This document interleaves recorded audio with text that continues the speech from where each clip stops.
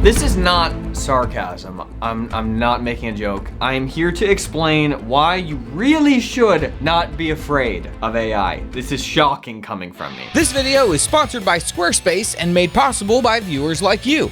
Hey, real quick, okay, I don't want you to forget to sign up for Blimey Con, August 8th through the 10th here in Nashville, Tennessee. Tickets are available until the end of June, it's coming up, and we would love to have you here. It really is the best weekend of the year for everybody involved. We fellowship, eat, make new friends, see old friends, maybe meet a new girlfriend, play games, it's awesome! Okay, now, let me calm you down, let me walk you off the cliff. Or not off the cliff, walk back from the cliff, okay? About AI. It's gonna be okay. See, when electricity started being installed in homes, people worried about fires and explosions. And why do we even need light bulbs when we could all die? That's what candles are for, they're safe. They had never lived in a world with easily accessible electricity, so they had no idea what was on the other side. And so it was scary. They had to try and control it. That's where we're at now. All of a sudden, there's a very potentially seismic shift in the way society operates. It's not potentially, it's happening now. I use it every day. It helped me diagnose my mower and I fixed it in one day. It was amazing. I'm shocked at how much I've embraced AI, Josh, okay? To be honest, I've shocked myself. And people are nervous about it because no one knows what the other side is going to look like. AI experts pretend to know and have all these dire warnings.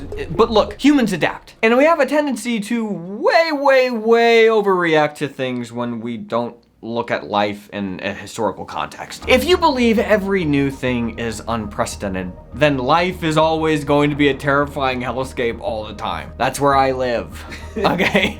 But we're getting over that. Every single one of your ancestors survived long enough to have the ancestor one generation closer to you. Have a little perspective. The main thing I hear people fear-mongering about is, what happens if the AI doesn't need us anymore? It can just learn on its own, update itself, get stronger and more powerful. What if AI tries to rule over us? Look, I'm not gonna pretend I know the future, okay? These people with these horrifying predictions could be right, but most likely, they're idiots. I know it strokes the ego for these programmers to believe their creations will one day become sentient and indistinguishable from humans.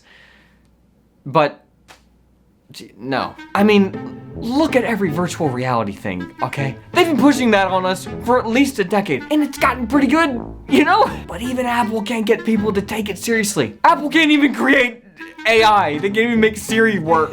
It's embarrassing. I really think that this virtual reality, it's just a line in the sand for most people, even normies. I think smartphones are the line. I don't think people will step over that. I may stare at this thing for 8 hours a day, but you will never get me to attach it to my face. I'm not addicted. Look, AI will be for the lazy, sad people what electricity was for lazy, sad people. An excuse to keep being lazy and sad. What I mean is, in the winter when it's cold outside, you can use electricity to either sit in front of a TV or to run on a treadmill and do something healthy. Electricity is whatever you want it to be. That's what AI is going to be too. You can have some AI sex robot in your house, or you can use it to teach you how to learn anything that could actually help you and your family. It can make you either more human or more human. You know what I mean, Josh? That's so true. Sure, you'll have weak-minded, lonely people talking to AI girlfriends, but most people still want actual, authentic connection with others. I think that's literally another dimension that we cannot see in the, I'm getting a little new agey, Josh, but maybe they're onto something with that. I mean, even when you're scrolling or DMing, or even when you're on these dating apps, that's what you're looking for. You're looking for something to take you outside of this fakeness. Most of these people are not ready to be unplugged. Having a conversation with an AI is pretty wild, I'm not gonna lie. It's kind of strange, but it's a tool. It's not a way of life. It's like the internet. Did it change my life? Yes. In a lot of ways, my life is a lot more convenient because of the internet. But is it my life? No. I can still be away from it and life is enjoyable. Actually, it's more enjoyable. Look, I know people worry that AI is going to take over. I'm not an expert, okay, obviously, but the AI still has to work within the code in which it was built, right? maybe it has parameters to amend some of that code, but it's still working within the code. Like if the code were gone, the AI is too. Am I crazy? I just don't understand how a computer becomes sentient or how a computer works. Now, how can a computer become a physical threat to someone without being programmed to be the physical threat? Now these robots that they'll inevitably use for their stupid wars, those scare me because they're actually programmed to do evil, but they're still not sentient. They're just complex machines that can be shut down any number of ways. I mean, the way I see the world, there is something divine that separates humans from every other thing. We're not just atoms. We are, but we're not. In order for AI to truly scare me, it'd need to be able to create life. Because if you can create something from nothing, then sure, I'm terrified at that point, all right? But every single thing that has ever been has come from a divine starting point. When a human egg is activated by a sperm, it releases zinc ions in a burst. This release causes a reaction that, with the right equipment, you can, you can actually see this like spark of light. There's a spark of light and you can see it. That's why I'm not afraid of AI. As amazing as artificial intelligence is and ChatGPT, it helps me with so many things.